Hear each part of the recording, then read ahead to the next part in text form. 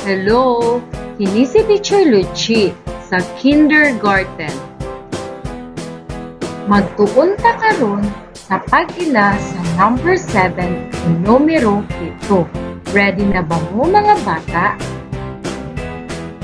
Tan-awa ang hulagway ug paminaw.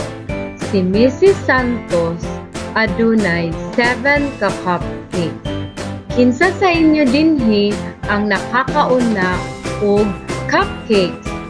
Very good. Unsay lamig ni cupcakes? Tama, tamis. Unsa nga sense organ ang gigamit sa pagtilaw?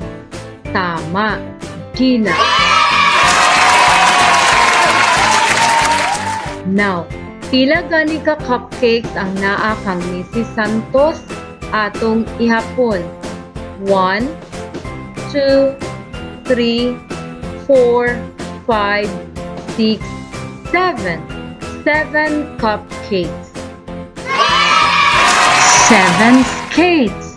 1, 2, 3, 4, 5, 6, 7. 7 dresses. 1, 2, 3, 4, 5, 6, 7. 7 plates. 1, 2, 3, 4, 5, 6, 7. Now, unsa ang sumugdang ng letra nagsugod ang pulong plates? Tama, letrang Q. Ihatag ang tingog. Tama.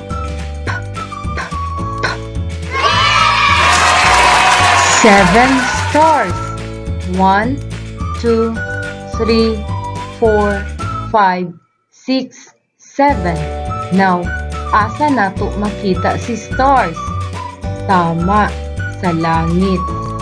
Kanusa nato siya makita? Tama, sa gabi. Mao kini si number 7 o numero 7. Mahimo usab kini isulat as 7.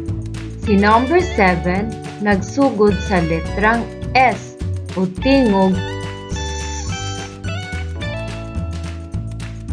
Karon atong tun-an pagsulat si number 7.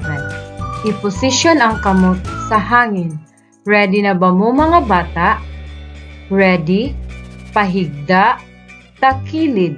Pahigda, takilid. Very good. Mga buluhaton.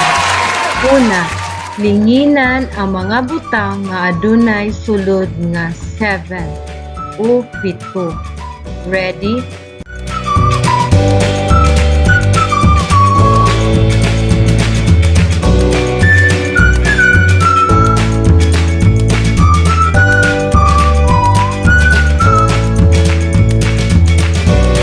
Ikaduhang buluhaton. Mag-drawing og 7 ka mga butang sulod sa number 7.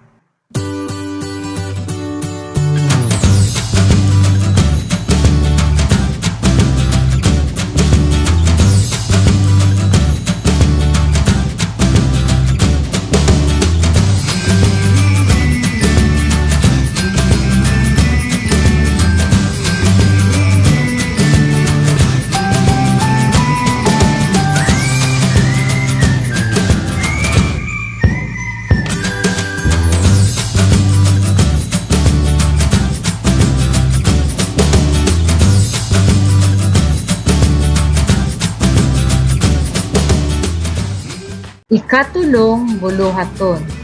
Subaya ang number 7 gamit ang puti nga Crayola ug isulat si number 7. Evaluasyon. Dugangan ang mga butang aron mamahimong 7 o 7. Salamat mga bata. Bye!